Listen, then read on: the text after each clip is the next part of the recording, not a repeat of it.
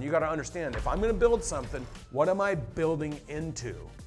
And how do I measure it? And what are the things I need to know right now so I can move super fast and not damage myself? Because as soon as you start to move super fast, it's where the businesses usually break. How many SBU teams do we have at home now? 8 or 10? How many at AMI? Of 4. So we have almost 12 teams. And so what happened is we started in the AMI, we started internally, and when we got the 20 or 30 practices, we went over to AMI, which is our partner in chiropractic regenerative medicine, and we started reformatting their business, and we built all those teams in their business. So this is moving through. See, if you already have a big business, and we all of a sudden come in, we might build it up inside your business for who you're serving, or we might build it in our business to serve you. But we don't guess at this. This is science for us. So rapid expansion of what you can prove works, that's scaling. See, we already know that you cannot hire anybody in our organization if the business is under 500K of revenue per employee. That's RPE. And when you come through our program, we're gonna teach you how to measure that. We know at 250,000 of RPE, you make about 15% profit. At 500,000, you can make up to 35 or 40%. At 100,000 of revenue, RPE, you make 0. Those businesses are called thin and wide, they break. Then you have businesses that are narrow and deep. So these are all terms you gotta learn. You gotta understand, if I'm gonna build something, what am I building into? And how do I measure it? And what are the things I need to know right now so I can move super fast and not damage myself? Because as soon as you start to move super fast, it's where the businesses usually break. If anybody knows about this shit, it's this guy. I was here in July, and I was walking out to the bathroom, and Steven's like, hey, you gotta go check out this breakfast. I'm coming in from the West Coast. I'm like, I'm gonna be way too tired. I ended up coming in here. Last question of the day, again, 6 months to this day.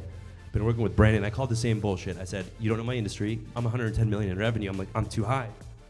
And the teams that he builds around they're specific to your industry. They're all out of the Scottsdale office, so he's vetted every single person that's there. And the connection has been amazing. And again, we had a tax issue. He recommended an aviation expert. Right now we're valued at 277 million, and we're sitting just underneath the 3x multiple. I met with his partner, Dwayne, and he brought in EY and Moss Adams last week. We met with them to get us to a 4x multiple. Based on our trajectory, 250 million by 2025, we'll get $1 billion valuation. So yeah, based on the industry, based on the revenue, the team will be matched, for sure, 100%. Yeah, so, and look, and don't be scared if you're a $3 million business, but the thing is that all I had to do, we had one session and I just went through and curated, asked questions, and I already know where his blind spots or his curiosity was. All I need to do is introduce him to the right people so he's not talking to the wrong people, because this is what happens to you.